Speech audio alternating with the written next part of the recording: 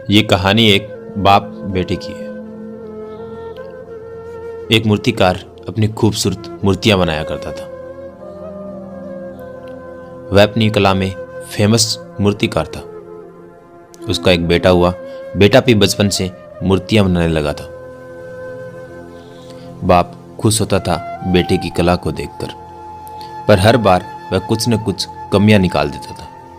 वह कहता था कि तुमने मूर्ति तो खूबसूरत बनाई है, पर अगली बार तुम इससे और बेहतर भी बना सकते हो। बेटा बाप की बात मान लेता था और अपनी कला को बेहतरीन करने में लगा रहता था। उस बेटे की मूर्तियां बाप की मूर्तियों से महंगी बिकने लगी थी, लेकिन बाप अब भी मूर्तियों में कमी निकाल देता था। बेटा चुपचाप बाप की बातें सुन लेता था। वह मूर्तियों को बेहतर करने की कोशिश करता रहता, पर धीरे धीरे बेटे का सब्र टूटने लगा। वह बात को सुन तो लेता था, पर बातें मानता नहीं था।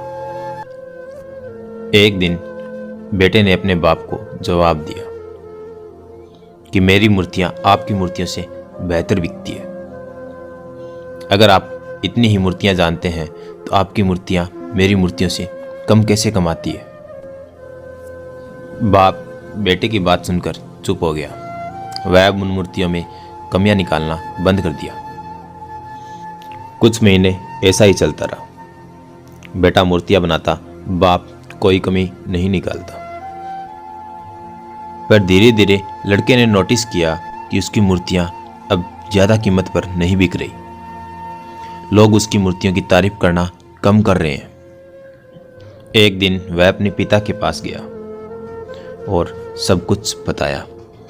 बाप ने सारी बातें सुनी और शांत रहा।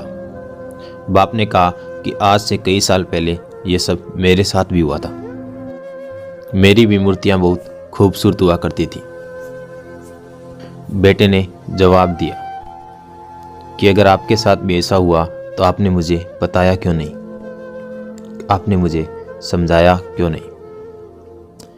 बाप ने कहा कि मैं जानता हूं कि तुम्हारी कला में कोई कमी नहीं है। मैं ये भी जानता हूं कि तुम्हारी मूर्तियां मेरी मूर्तियों से बेहतरीन है, पर इन सब के साथ तुम अपनी मूर्तियों को और भी बेहतर बना सकते हो, अपनी मूर्तियों को और खूबसूरत बना सकते हो। जब मैं तुम्हें तुम्हारी कमियां बताता था तो तुम अपनी कला को और बेहतरीन करने की कोशिश करते थे, और यही कोशिश तुम्हें बेहतरीन बनाती थी।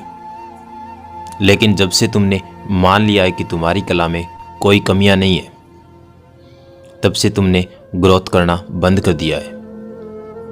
तुम्हारा अपनी कमियों को दूर करना ही तुम्हारी सफलता का राज था। एक बात याद रखना कि लोग आपसे हमेशा बेहतर नहीं, कुछ और बेहतरीन की आशा रखते हैं। अब वह लड़का समझ चुका था कि कामयाबी के लिए उसे कुछ बेहतर करना होगा।